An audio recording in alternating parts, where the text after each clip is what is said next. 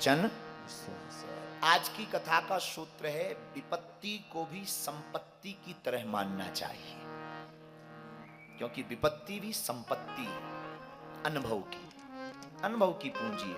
विपत्ति आए तो सदगुरु कहते हैं हमें घबराना नहीं चाहिए, गुरु कहते हैं घबराना नहीं चाहिए। विपत्ति भी संपत्ति है, हमें शिक्षा देती है, उसको स्वीकार करना चाहिए। याद रखना, जिसको गुरु दृष्टि पर भरोसा है उसकी कभी दुर्गति नहीं हो सकती। सदगति का एक उपाय है शरणागति। अगर आप सदगति चाहते, सदगति क्या है? अच्छी गति। दुर्गति क्या है? बुरी गति। उसको दुर्गति कहते हैं, अच्छी गति को सदगति कहते हैं। सदगति, हम सब ये जो कर रहे हैं सत्कर्म कर रहे हैं, इससे सदगति निश्चित है। बुरा ना मानना, आपको एक बार सोचना चाहिए जिंदगी में। जितने विश्व के लोग हमें सुन रहे हैं, मैं प्रार्थना करूंगा आज की चर्चा में आपको एक बार सोचना चाहिए, तुम संसार में हो या संसार तुम में। तुम्हें सोचना पड़ेगा कि तुम जीने के लिए खाते हो या खाने के लिए जीते हो। तुम्हें सोचना पड़ेगा ईश्वर तुम्हारे अंदर है या तुम ईश्वर के अंदर हो। आज का विचार, सुबह बैठे बैठे पता नहीं आज तो हमने बड़ी देर से नहाया, बहुत देर से नहाया। अब कितनी देर से नहाया ये नहीं बताएंगे, वरना तुम फॉलो करोगे। ये भी बड़ी लफड़ा है कि क्या बताना क्या नहीं बताना। ये भी गुरु की मति के ऊपर है। कई बार गड़बड़ बता दो, आफत हो जाती है। हाँ, बता दो कि भाई, हम अभी नीचे कह रहे थे जब उतरे कि भाई छूना नहीं, दूर से बैठ, क्योंकि कुछ लोगों को लगता है छूने में ही चमत्कार।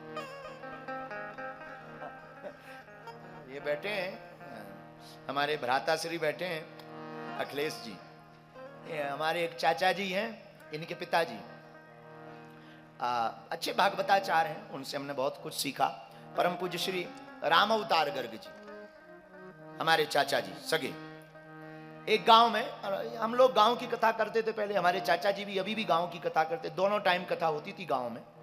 तो एक गांव में बहुत ज्यादा पशु पालन करने वाले लोग रहते थे, पशु बहुत पालते थे।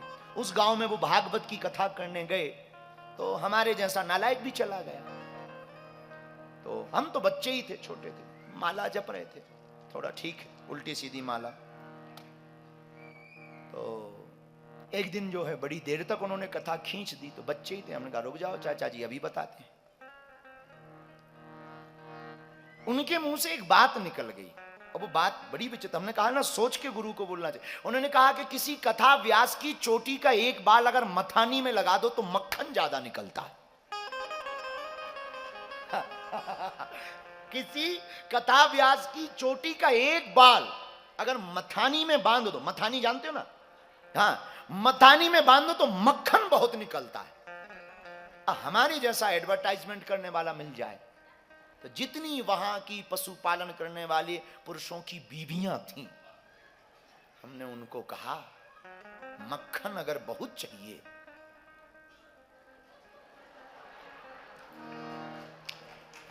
दूसरे दिन सुबह से 2.5 केजी की, अब वो दूध घी की खाई माताएं, ये मोटी, ये हाथ जबरदस्त, इतना मोटा मोटा हाथ, लोटा ले ले लाइन में खड़ी। ने कहा चाचा जी आज तो बहुत भीड़ दर्शन को आई है। चाचा जी बोले लगता है रात को कथा जम गई। हम कहा जमनी गई या फल गई? और 8 बजे से श्रोता आ गए, मतलब सुपर डुपर। उनको भी लगा, तो उन्होंने भी जल्दी स्नान किए। जैसे ही स्नान करके बैठे पूरी माताएं गिरी, किसी ने बाहर, आगे के, पीछे के, चोटी के तो छोड़ो खपड़िया के बाल नहीं बचे। वो बैठे, उनको बुरा लगेगा, अब इसके आगे क्या दुर्गति हुई बस इतने में ही समझ जाओ। तो गुरु को बहुत सावधान होकर बोलना चाहिए कि आप बोल क्या रहे हैं, इसका इफेक्ट क्या पड़ेगी। बहुत विचित्र है, बहुत विचित्र है। तो किसी ने कह दिया होगा कि गुरु जी को छू लो काम हो जाएगा। तो तुम देखो, तुम जितने ये जो काले काले लोग क्यों लगे हैं, छू ना पाए।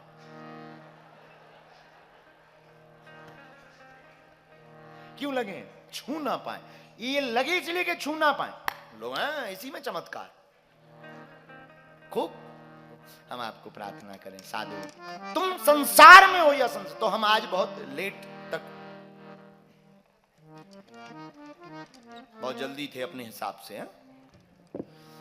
तो आज बैठे बैठे बहुत विचार आ रहे थे दिमाग में, पर पता नहीं किसी ने हमको बोला तुम संसार में हो या संसार तुम में। तुम्हें विचार करना चाहिए, तुम में ईश्वर है या ईश्वर तुम में है। तुम्हें विचार करना चाहिए, तुम जीने के लिए खाते हो या खाने के लिए जीते हो। तुम्हें विचार करना चाहिए। और अगर इसी सूत्र पर तुमने विचार कर लिया, हमें लगता है कि पूरी कथा तुम्हें समझ आ जाएगी, फिर बहुत कथा की आवश्यकता नहीं पड़ेगी। फिर तुम्हें वैराग्य स्वभाव बस जागृत होगा। तुम रहोगे संसार में, पर संसार के नहीं, ठाकुर के रहोगे। वैराग्य का मतलब ये नहीं है कि तुम्हें घर छोड़ के बाबा बनना है या बैरागी बनना। हमारा सिद्धांत उल्टा है। बागेश्वर धाम की व्यासपीठ कहती है कि तुम जहां हो हम तुमको वहीं बैरागी बनाएंगे। तुम्हें हिमालय आने की आवश्यकता नहीं है। तुम्हारा वैराग्य इतना ऊंचा होना चाहिए कि हिमालय तुम्हारे जीवन में आ जाए।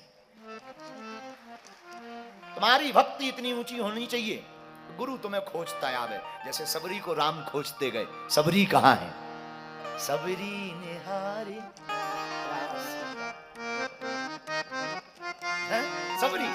सबरी निहारे रास्ता, आएंगे राम जी। सबरी निहारे रास्ता, आएंगे राम जी। सबरी निहारे रास्ता, आएंगे राम जी। सबरी निहारे रास्ता, आएंगे राम जी। वन में बहुत महात्मा रहते। सबरी आए, वन में बैठी है गुरु वचन पर, राम आएंगे। वन में 4 प्रकार के महात्मा रहते थे। दूधाहारी महात्मा, जलाहारी महात्मा, पयाहारी महात्मा, पवनाहारी महात्मा। 4 प्रकार के महात्मा। एक महात्मा बोले राम अगर वन में आएंगे तो पहले हमारी झोपड़ी में आएंगे। क्यों? क्योंकि मैं फलाहारी, मैं केवल फल खा के रहता हूं, मेरी तपस्या उज्जवल। दूसरा महात्मा बोले चुप रहे, राम आएंगे तुम्हारे घर नहीं आएंगे, सबसे पहले मेरी झोपड़ी में आएंगे। क्यों? क्योंकि तुम फलाहारी हो, मैं जलाहारी हूं, केवल जल पी के रहता हूं। राम सबसे पहले मेरी झोपड़ी। तीसरा बोला चुप रहो, न फलाहारी के घर आएंगे न जलाहारी की झोपड़ी में। राम अगर बनाएंगे तो सबसे पहले मेरे घर आएंगे। क्यों? मैं पयाहारी हूं, केवल दूध पी के रहता हूं। तब तक चौथा महात्मा बोले चुप रहो, तुम तीनों की झोपड़ी में नहीं आए, मेरी झोपड़ी में पहले राम आए। क्यों? न मैं फलाहारी हूं, न दूधाहारी, न पयाहारी, न मैं जलाहारी, न पयाहारी, न फलाहारी, मैं पवनाहारी हूं, केवल हवा लेता हूं। राम आएंगे सबसे पहले मेरी झोपड़ी में आएंगे। बस माई बाप राम आए, न पवनाहारी के घर गए, न जलाहारी की झोपड़ी में गए, न फलाहारी की झोपड़ी में गए, न भैया पयाहारी की झोपड़ी में गए। राम चारों की झोपड़ी के बाहर खड़े होके बोले सबरी कहां रहती है? सबरी कहां? तो सबरी का पता पूछते राम, मेरे माई बाप हम तुमसे कहते हैं कि तुम में ईश्वर अंदर है या ईश्वर के अंदर तुम हो। विचार करो, तुम में संसार है या संसार तुम्हारे अंदर है या संसार के अंदर तुम हो। विचार करो। केवल इन 3 सूत्रों पर तुमने विचार कर लिया, तुम संसार में हो या संसार तुम में, ईश्वर तुम्हारे अंदर है या ईश्वर के अंदर तुम जीने के लिए खाते हो या खाने के लिए जीते हो। 3 सूत्रों पर आपने विचार कर लिया तो तुम्हें हिमालय भटकने की आवश्यकता नहीं, तुम्हारा घर हिमालय हो।